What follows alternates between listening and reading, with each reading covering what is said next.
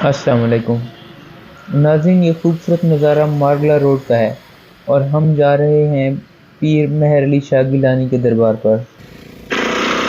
यहाँ पर इस रोड के लेफ़्ट साइड पर ये F9 पार्क है, जिसे फातिमा जिन्ना पार्क भी कहते हैं। F9 पार्क से तकरीबन 4 किलोमीटर के फासले पर हज़रत पीर मेहर अली शाह का दरबार है। हज़रत पीर मेहर अली शाह रहमतुल्लाह अलैह बसिलसिला आलिया चिश्तिया के एक अजीम रूहानी बुज़ुर्ग थे। पीर मेहर अली शाह रहमतुल्लाह अलैह गोलरा शरीफ इस्लामाबाद में 14 अप्रैल 1859 ईस्वी व मुताबिक यकम रमज़ान 1275 हिजरी को पैदा हुए। हज़रत पीर मेहर अली शाह की विलादत से पहले आप रहमतुल्लाह अलैह के वालिद माजिद को कई बिशारतें मिलती रहीं। पीर मेहर अली शाह की विलादत से कुछ रोज़ पहले एक मजज़ूब शख्स खानकाह में दाखिल हुआ। इसने वहीं सकूनत इख्तियार कर ली। ये मजज़ूब शख्स अक्सर औक़ात सैयद नज़रुद्दीन रहमतुल्लाह अलैह से पीर मेहर अली शाह की ज़ियारत का तज़किरा करता रहता था। हज़रत पीर मेहर अली शाह का पैदाइशी नाम मेहर मुनीर था। सैयद मेहर अली शाह के वालिद का नाम सैयद नज़रुद्दीन शाह है। आपका सिलसिला नसब 25 वास्तों से सैयदना शेख अब्दुल कादिर जिलानी रहमतुल्लाह अलैह से है और 36 वास्तों से सैयदना इमाम हसन रज़ियल्लाहु ताला अन्हु से जा मिलता है।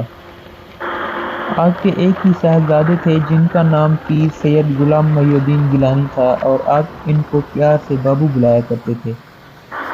पीर मेहर अली शाह ने 4 साल की उम्र में पढ़ना शुरू कर दिया।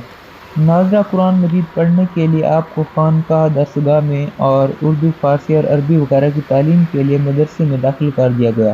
क़ुव्वत हाफ़ज़ा इतना मजबूत था कि कुरान मजीद नाज़रा का सबक रोज़ाना आप हिफ्ज़ करके सुना दिया करते थे।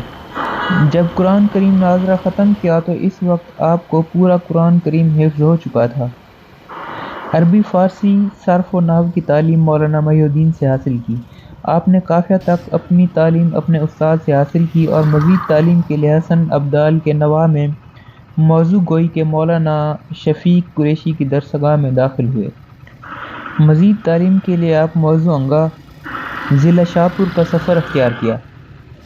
अंगा में क़याम के दौरान मौलाना हाफ़िज़ सुल्तान महमूद के साथ सियाल शरीफ ज़िला सरगोदा ख्वाजा शमसुद्दीन सियालवी चिश्ती की ज़ियारत के लिए जाया करते थे और ख्वाजा सियालवी आप पर ख़ुसूसी शफ़क़त मोहब्बत फरमाया करते थे।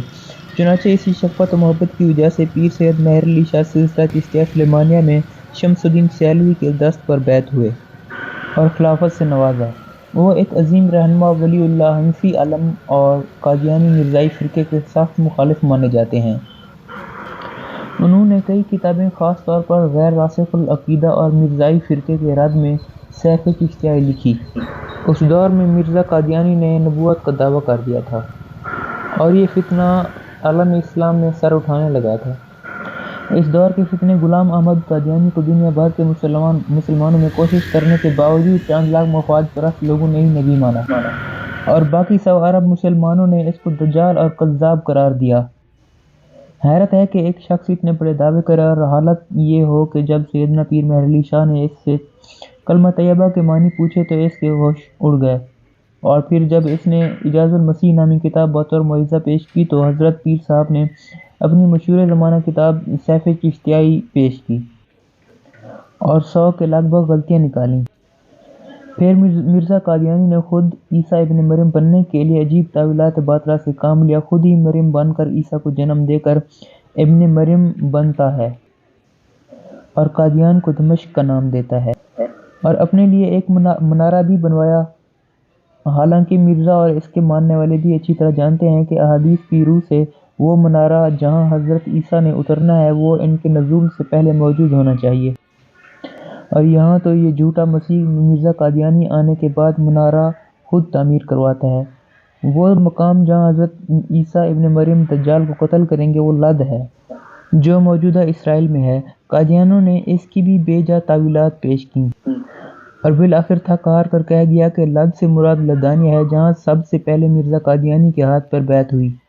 इन तावीलात बातिला से साफ ज़ाहिर है कि ये एक झूठा काज़िब बहरूपिया है। मिर्ज़ा कादियानी समझने लगा कि उलमा से कोई भी इसका मुकाबला नहीं कर सकता। चुनांचे मिर्ज़ा ने चैलेंज किया कि इस वक्त आसमान के नीचे किसी की मजाल नहीं कि मेरी बराबरी कर सके। میں اعلانیہ اور بلا کسی خوف کے کہتا ہوں کہ اے مسلمانوں، تم میں سے بعض لوگ محدثیت اور مفتریت کے بلند و باو دعوے کرتے ہیں اور بعض لوگ عذرائے ناز زمین پر پاؤں بھی نہیں رکھتے، اور کئی خدا شناسی کا دم بھرتے ہیں اور چشتی، قادری، نقشبندی اور سہروردی اور کیا کیا کہلاتے ہیں۔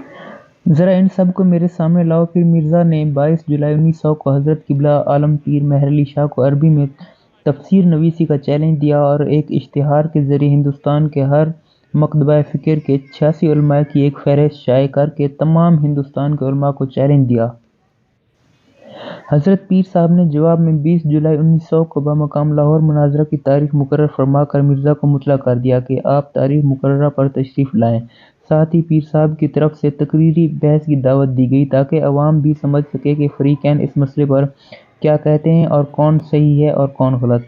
مرزا قادیانی تقریری بحث پر کسی صورت تیار نہ ہوا۔ جب مناظرہ کا دن قریب آ گیا تو ملک کے طول و عرض سے ہزارہ مسلمان لاہور پہنچ گئے اور علماء، مشائخ، درویش اور ہر مکتبہ فکر کے لوگ حتیٰ کہ قادیانی جماعت کے مرید و متفق اور ہمدرد دور نزدیک سے جمع ہو گئے۔ اس خاص موقع پر ہجوم کے آنے کی ایک بڑی وجہ یہ بھی تھی کہ حضرت قبلہ عالم پیر حضرت سید پیر مہر علی شاہ جیسی مشہور زمانہ روحانی اور علمی شہرت کی حامل شخصیت پہلی بار اسلام پر قادیانیت کے خطرناک حملوں کے دفاع میں علماء دین کی اس قدر بڑی اور فقید المثال تعداد میں سب کی طرف سے متفقہ نمائندہ اور قائد کی حیثیت سے میدان مناظرہ اور مباحثہ میں تشریف فرما ہو رہی تھی، اور تمام موافق و متردد یا مخالف حضرات اپنی آنکھوں سے 20ویں صدی کی سب سے بڑی اشتہاری تحریک کا حشر دیکھنا چاہتے تھے۔ حضرت مہر علی شاہ نے فرمایا کہ غوث اعظم کے نور نظر میدان مناظرہ میں حاضر ہے، اب اگر کسی میں ہمت و جرأت ہے تو سامنے آئے، مگر نبوت و امامت کے جھوٹے دعوے دار کو اب قدم باہر نکالنے کی جرأت نہ ہوئی۔ 24 اگست 1900 کو حضرت قبلہ پیر صاحب علماء و مشائخ کی معیت میں لاہور تشریف فرما ہوئے تو علماء و مشائخ اور عوام نے آپ کا فقید المثال استقبال کیا۔ آپ نے لاہور پہنچتے ہی یہ دریافت کیا کہ کیا مرزا قادیانی آیا ہے یا نہیں۔ جب مرزا کی آمد سے قطعاً مایوسی ہو گئی تو 27 اگست کو شاہی مسجد میں مسلمانوں کا عظیم الشان جلسہ منعقد ہوا، جس میں علماء کرام نے مناظرہ کی داستان بیان کر کے قادیانیت کی واضح تصویر لوگوں کے سامنے رکھی، اور تمام مسالک کے سرکردہ علماء نے ختم نبوت کی یہ تفسیر بیان کی کہ حضرت محمد صلی اللہ علیہ وسلم اللہ کے آخری نبی ہیں اور آپ صلی اللہ علیہ وسلم کے بعد کوئی نبی پیدا نہ ہوگا، اور جو شخص اس عقیدے کا منکر ہے وہ دائرہ اسلام سے خارج ہے۔ اس طرح اللہ تعالیٰ نے مسلمانان برصغیر کا ایمان حضرت قبلہ عالم کی برکت سے محفوظ رکھا اور قادیانیت کا یہ فتنہ دب گیا۔